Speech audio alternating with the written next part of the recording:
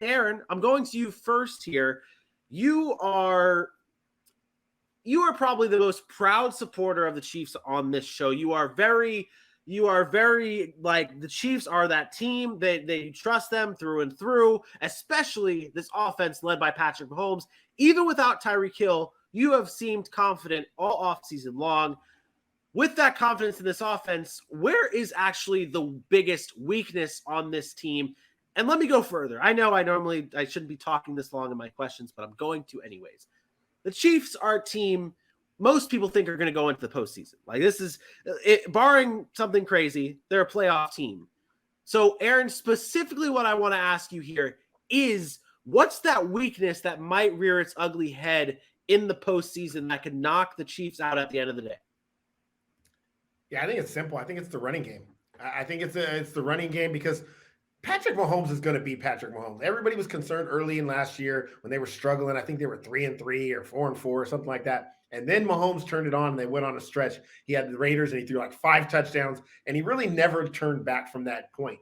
But the consistent kind of Achilles heel of this team has been consistently running the football. And I get it. They don't always feel like they need to run the football, but the way teams are now starting to scheme that offense with the not letting them beat you deep, not letting them go over the top, it's the dink and duck, and Mahomes has to actually be a little bit more patient.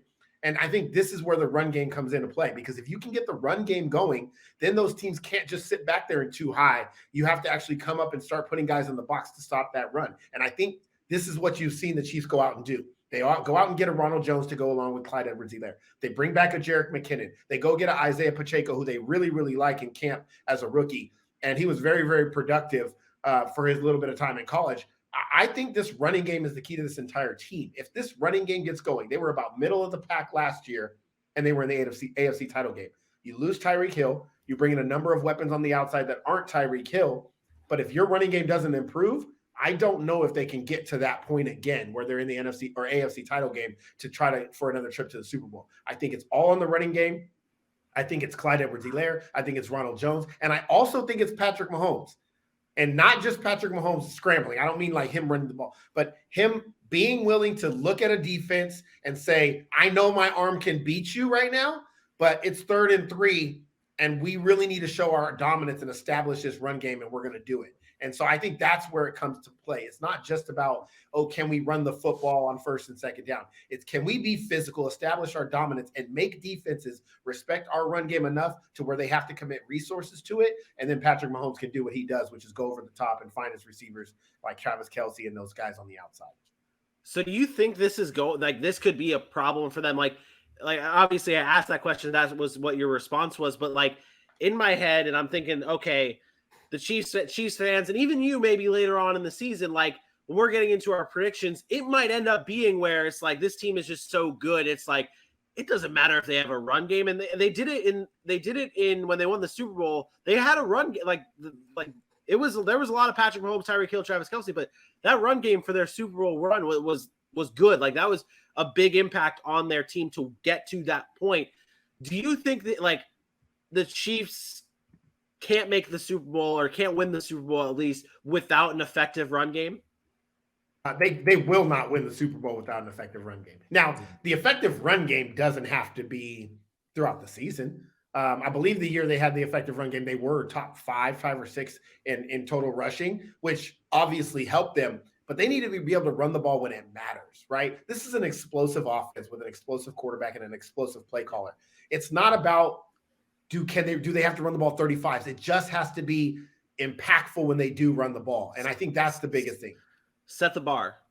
Bar. What does this rushing attack have to look like if they win the Super Bowl? What does it have to look like? Maybe not statistically, but like what's their impact in games? Maybe it's like okay, like every other game or there has to be games where you're seeing a 100-yard rusher. No. That's my point. Buffalo made it far towards late in the season because they were impactful rushing late. They didn't run the ball a lot. I don't care if Kansas City runs the ball 20 times. They can run it 20 times, which is a very small amount in the NFL.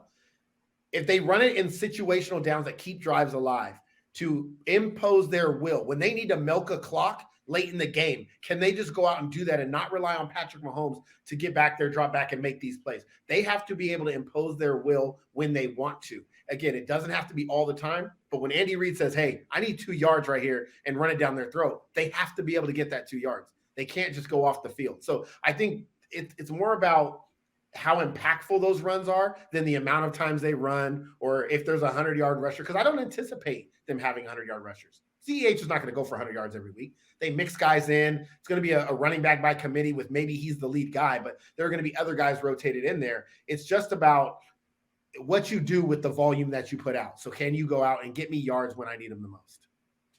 Okay. That's what I want. I wanted to set that bar because it's obvious. Like, this offense is Patrick Mahomes, Travis Kelce. Like, that's what this offense's identity is. But you have to be more than just a one-dimensional offense if you want to win a Super Bowl. And that's just plain and simple when it comes to especially the Chiefs and in that tough, very tough AFC. On the defensive side of the ball, AJ, this team lost one of their biggest pieces in Tyrann Mathieu at the safety position, and they did a very good job drafting a few good rookies to come in and fill some holes. But what player or maybe players need to step up the most on this KC defense, especially against the much, much better AFC West and the high-powered offenses that we're going to be seeing this year? Yeah, I definitely am going the players route because I do think it's important that they're getting help from the front end and the back end. I'm going to start with one of their rookies, and this is a different thing for Steve Spagnuolo and the Kansas City Chiefs defense. Spagnuolo likes his veterans, and right now they are sincerely looking at about 5 or 6 different rookies that can be seeing substantial play time. I'm going to start with George Karloftis, a guy that we really enjoyed in the draft season when we were talking about all these guys that were coming in and making impact. Because last season, the beginning of the year, that pass rush was not something that they could really hang their hat on. Now, it got better by the end of the season. They ended up finishing top 7, and we talked about how they would get better as the year went on, and that rang true. But when you can pair a George Karloftis with a Chris Jones in the middle and a Frank Clark and get this pass rush going early against the mobile guys of a Russell Wilson, against a Justin Herbert who's shown to be escapable, against a Derek Carr who can get the ball out quickly, that pass rush is going to be very important. And then I look at the back end with Joshua Williams and a Brian Cook. The Brian Cook really is the important one because last year Spagnuolo ran 3 safeties about 65 to 70% of the time, which means as a young guy, he's going to be getting a lot of reps. So now he's having to show what he can do on the field and prove himself because it's a very good chance that he and a Thornhill and a Justin Reed are all going to be sharing time and sharing the field together. So I think when you look at from the front end with George Karloftis and the back end with the cornerbacks and Joshua Williams and the safeties and Brian Cook, these are the guys that I'm really looking at to start this season off fast. So when it comes time for the Spagnuolo defense to really get going, they can seamlessly transition into their roles. Yeah, you mentioned Justin Reed. I think that's such an underrated pickup for them. I know everybody loves Tyrann Mathieu, but Justin Reed at this stage in his career might be better than Tyrann Mathieu at his stage of his career. I'm just being honest. Justin Reed is versatile. He's athletic. He's super, super talented. And I know people were up in arms as to why they went and got him instead of Tyrann Mathieu. It's because he's younger, number one, and he seems to be trending up as Tyrann Mathieu is probably at his best or declining at this point of his career. So I'm really intrigued by him there. The Trent McDuffie is the play for me. He has to produce as a rookie or the Chiefs are in trouble because we know what Spagnuolo wants to do. Spagnuolo wants to blitz. Spagnuolo wants to play man-to-man coverage, and that's what he's going to live by. We saw it against Cincinnati when Jamar Chase goes for 3 touchdowns in Week 17. Sometimes guys just can't cover man-to-man.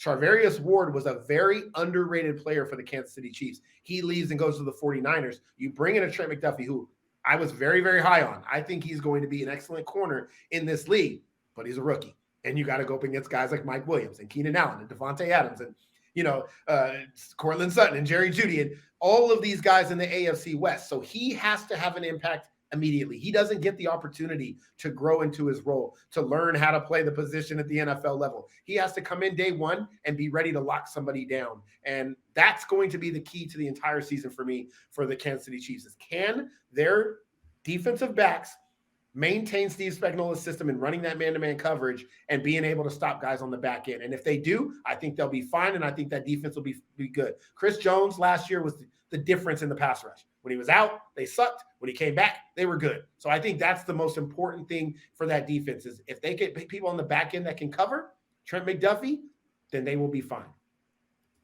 Yeah, so the only reason I didn't mention Trent McDuffie, and I guess it's unfair because he is a rookie, I full-heartedly believe he is going to come in and be ready. I'm not saying he's going to be Patrick Surtain in his rookie year, but from what he showed in his college years, the way he picks up defensive schemes, the way he reads offenses, the way his athleticism, his instincts, I don't have much worry about him coming in. And again, that may be unfair because he's a rookie. He is going to have to kind of learn the NFL. So to me, I'm expecting that to be a foregone conclusion. And these other guys have to come in and be able to step that bar up to his level or as close to it as they can get because he is on a different level. So to me, Trent McDuffie kind of went without saying, but I do like all the points you brought up. And it is important, obviously, that their number one cornerback that they traded up for in the first round shows up and does his job. I think it's interesting when you look at this AFC West. I mean, we've been on this show multiple times talking about how this AFC West there's going to be a lot of shootouts. And even though there's all this talk about around the offenses of these teams, it's going to come down to the defenses and who's just going to make that one stop. So like players like Reed and McDuffie and maybe getting a pass rush from Karloftis or Chris Jones, like that's what you're going to need. Those one plays that's going to stop the opposing team just once so you can get your team ahead. It also helps, by the way, when you have a guy like Justin Reed who can also do this. Stepping in. Elijah Hicks was worried it was going to go over top of him, but really the weakness is the cover two deep middle. Hey, what did we just see? We just saw Justin Reed, who did some kicking in Houston, come out for the extra point. That was fun. Well, didn't they say he just banged over a 50-yard He did. practice? Absolutely. I love seeing the videos of Justin Reed stepping. He's so happy to be able to kick, and he hits the extra point. Told you, freak athlete, can do everything. I'm telling you, people are going to be surprised because he wasn't known. He played in Houston. But that dude can play football. He's a super athlete, and he's just a really good football player. It was a 65-yarder, if I'm not mistaken, in practice, by the way. It was. It was. Which is nuts. Which is nuts. Aaron, was what you just said though what you're watching for this season with the Chiefs, or is there maybe a deeper site that you have your site that you have your What are you watching for this season? Yeah, I was gonna go with that point, but I thought AJ covered a lot of the defense pretty well. So, but then I thought about it. What I'm watching for the most is the conversation around Patrick Mohomes. 2 years ago, Super Bowl, MVPs, all the stuff he's got, wins Super Bowl, 4 straight AFC title games.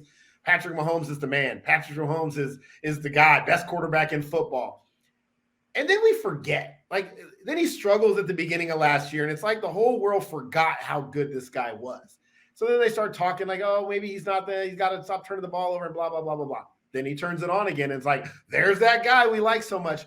Now you lose your best weapon in Tyreek Hill, the most electric man probably in the NFL with the ball in his hands, and now you lose him. And now you bring in a bunch of guys that really couldn't latch on anywhere else. Juju Smith-Schuster out of Pittsburgh, Marquez Valdez-Scantling out of Green Bay, Sky Moore, the WNBA star, a rookie coming in from Western Michigan. Sorry. Yeah. And so, and then obviously you got your staple in Travis Kelce. I want to see what Patrick Mahomes looks like this year. And I'm sorry, I watched one drive in the preseason, and it was against the worst Bears team. I mean, we probably have seen it in a long time. But you know what I saw? That Patrick Mahomes is the best quarterback in football. And I still don't give a shit what anybody else says. Love Josh Allen. Love Justin Herbert. But we can go back to last year, and I still remember that overtime game with Buffalo and what Josh Allen did. And I was like, man, this dude's crazy. But every single time, here comes Mahomes, and he answered. Every single time until he won the game. And so I'm not ready to back off of the Mahomes is the greatest quarterback talent that I've ever seen. And I said that before, and I'll say it again. He is the best quarterback talent that I have ever seen throw the football. And I'm not ready to back down off of that yet. There's some guys that are trying to creep up on him. But I'm looking for that this year. I'm looking for him to say, you know what? I don't need Tyreek Hill. I'm still going to throw 45 touchdowns. I'm still going to take this team to an AFC title game or a Super Bowl. And I just got rid of arguably the top 3 receiver in the league. And now the Sack City is brought to you by Manscaped, who is the best in men's below-the-waist grooming. That's right, precision-engineered tools for those family jewels. Manscaped's Performance Package, the ultimate men's hygiene bundle. Join over 6 million worldwide with this exclusive offer. 20% off, free worldwide shipping with the code SACCITY. And if my math is correct, that's 12 million balls. That's right, 12 million balls. So many balls. So many balls. And the Performance Package 4.0 is a game changer. Inside the package, you're going to have the Lawnmower 4.0, trimmer, the Weed Whacker, ear and nose hair trimmer, the Crop Preserver ball deodorant to keep it nice and fresh, and that Reviver toner to make it look stand out and glare a little bit of shine on them things. Performance boxer briefs, and a travel bag to hold all of your goodies. So make sure you go to manscaped.com, get 20% off and free shipping with the code SACCITY at manscaped.com. That's 20% off and free shipping. Manscaped.com. Use that code SACCITY and, unlock your confidence. And always use the right tools for those jewels. There was a point last season where maybe not you, because you were... Not maybe. Don't say maybe. I never... You were never against it, but at some point last season, there was a time where there was some dogging of Patrick Mohomes and the Kansas City Chiefs. They were still winning games, but they weren't doing it in like typical Chiefs fashion. They were grinding out wins like against like the New York Giants, for example. Like there were a lot of grind out type of wins. AJ, with this offense at least looking new this season with new pass catchers, new weapons for Patrick Mohomes, could we see a similar start to the Chiefs season this year as like we did last season? You could, but I don't think it lasts as long. We were talking about week 7, week 8 when they were really kind of turning up in last season. I don't think it lasts that long. I think they're going to be a step cleaner this season, which is weird to say because I get it. They have a lot of new pieces, but Juju Smith-Schuster's a veteran. Marquez Valdez-Scantling played with Aaron Rodgers, another work ethic type of guy, another talent that we always compare to a Patrick Mahomes. When I look at the start for them, I think they come on pretty quickly. Maybe they lose 2 or 3 to start in that area, but I have them. Oh, I can't tell you my record prediction yet, but I have it pretty decent. I have them with a pretty decent amount of wins, even in this tough AFC West. So with that being said, I don't think we're looking at them in week 7 like, well, it's not their year for the Chiefs. Well, that's what happens when you lose Tyreek Hill. They're just not going to be able to win his games because they don't have that game break. Stop. That's not the case. They're going to be deep into the playoffs once again, and we'll be yelling at a lot of haters. Well, if they go 3-3, though, if they go 3-3, mark my words, that will be the conversation. And that record, that schedule right there, they could go 3-3.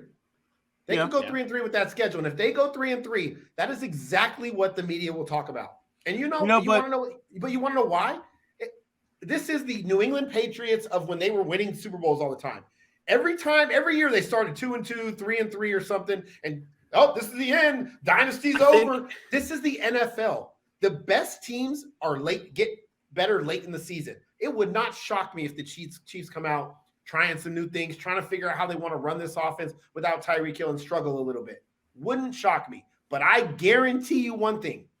Andy Reid is a great coach, and Andy Reid will figure it out. Patrick Mahomes is a great quarterback, and he'll figure it out. So I just don't want to hear it. At 6 weeks, when people are going to start talking, oh, no, they're in trouble, I'm going to do exactly what I did last year, and I'm going to fade them. I'm just going to every time just, nope. See, the difference in the big difference this season, though, and of course it's all based on what we see on paper. You look at those first 6 games, every one of those are people we are talking about as very deep playoff runs, if not Super Bowl contenders. So the first 6 weeks, Arizona with Kyler Murray and his new contract and their high-powered offense, yes, no DeAndre Hopkins. Los Angeles and what Justin Herbert did last year, we expect them to take a step forward. Indianapolis was crowned last season, but they had Carson Wentz. Now they have Matt Ryan. Tampa Bay, Tom Brady will obviously be back. We get it. Las Vegas now has Devontae Adams. Buffalo Bills, we're talking about Super Bowl contenders. If they go 3-3, that's a respect level in all honesty. That wasn't any different than last year. Tennessee. Last year they started with Cleveland. Last year they started with Cleveland, who was coming off that playoff the year before. They barely beat Cleveland 32-29. They played Baltimore. They played the Chargers. They played the Bills. They played the Titans. They played the Eagles. All playoff teams. The one game everybody looked at was the Commanders when they kept it close until the end, and they blew out the Commanders in the long run. Right after that, they played the Packers. So it was good teams last year too. They just didn't look the same because they weren't scoring 40 points and Tyreek Hill wasn't catching 80-yard bombs every week. They had to dink and dunk down the field. The offense didn't look great, but like Vinny said, they were finding ways to win games. But it's the same tough schedule, right? They play a first-place schedule every year. So they got a hard schedule. We know that's the case. The Colts, the Cardinals, they're going to beat those teams. You know why? Because they're better than those teams. Yeah. Those teams are good, but they're not at the Chiefs level. And I think that's what we're talking about here is, yeah, they might lose some games early. And maybe they're against good teams. Maybe they struggle a little bit against some mediocre teams. But in the end, like you said, they're going to be there. No matter what, because they got the quarterback, they got the coach, they have a foundation that this team was built on that got them to 4 straight AFC title games and 2 Super Bowls during that stretch. They're going to be there. I trust that. I firmly 100% believe that the Chiefs are going to be in another title game this year. Yes, I said it. What's the face for? No, it's not. It's not. It wasn't like a face of like me disagreeing. It was like me, like a face of registering what you just said, and it's like I would have taken it a step further, but I got to save something for my predictions at the end of the month. Just dropping it hot. Well, let's get into those record predictions. Then we'll go right into that because we're talking about schedule. We're talking about how we think the Chiefs are going to end. What do you guys have as your record predictions for the Chiefs, AJ? I have the Chiefs at 13-4.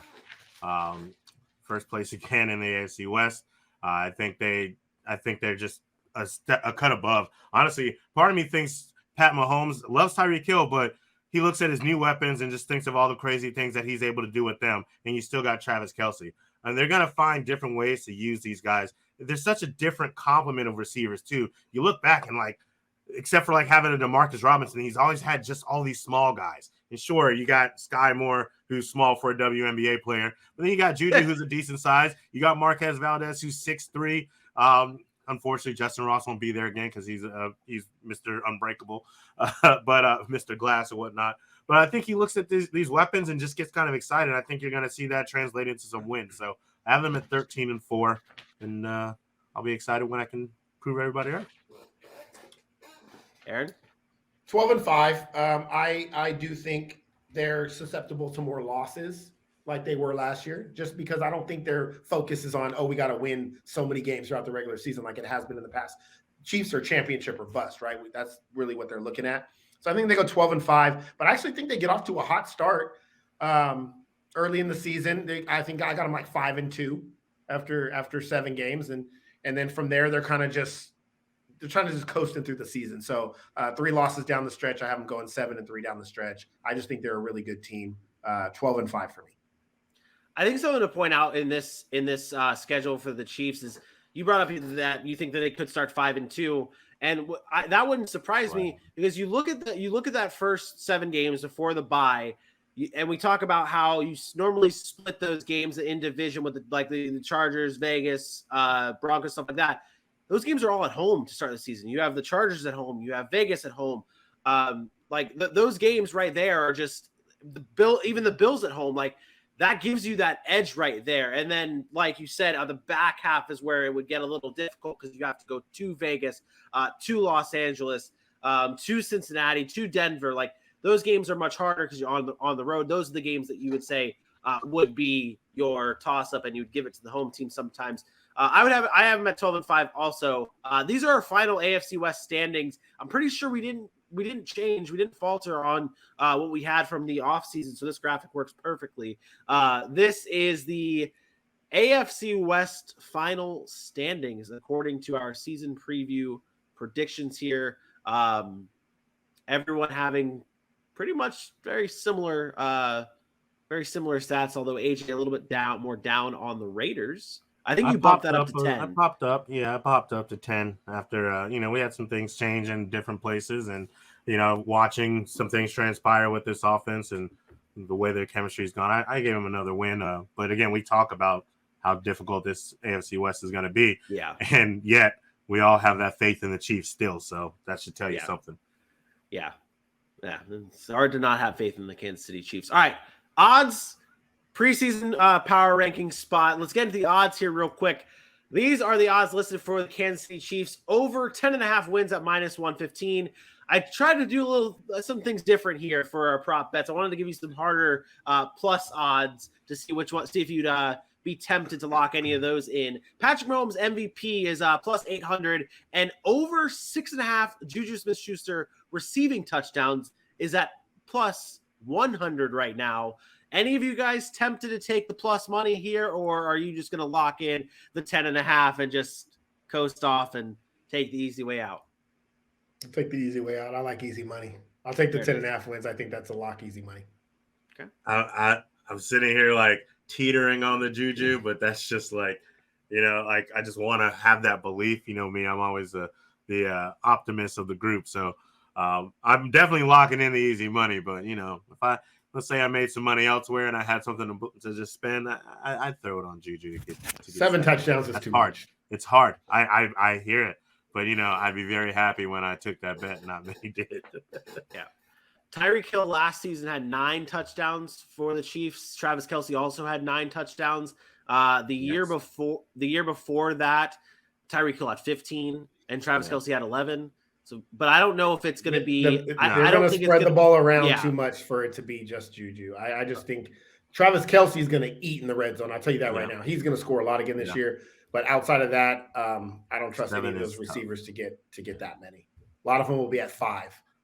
Okay. He might just be the guy who just keeps getting lucky. He doesn't get all the 20 to 20 yards, but he gets the touchdowns. Like in Atlanta, Julio ate up all the yardage, and then the touchdowns went everywhere else. And obviously Travis Kelce gets some touchdowns, like you said. But maybe Juju's the other benefactor of some touchdown love. Yeah. Let's unveil that preseason power ranking, Aaron. Where do we have the Chiefs in our preseason power rankings? Yeah, preseason power rankings. We have the Chiefs. They had to be in the top 5. This is a team that's, again, 4 straight AFC title games, 2 Super Bowl appearances. Hard to take them off of that when you got the quarterback and the coach of Andy Reid and Patrick Mahomes. So consensus is they slotted at number 5. I was a little bit further down on them than you guys, but the consensus came around and put them at 5. And I'm okay with that because I'm a big Chiefs guy. But so they said at number 5, 3rd team in the top 10. Did you have them? Because let's be honest, you had them at number 6. Did you have them at number 6 just because of the uncertainty of just how this offense is going to look, or what was your reasoning? No, I got 5 teams that I think, again, these are regular season power rankings, like going into the season, I think that are going to have better records or something than Chiefs. I think that just, again, by schedule, based on all things considered, they'll have a better regular season. Okay, there you go.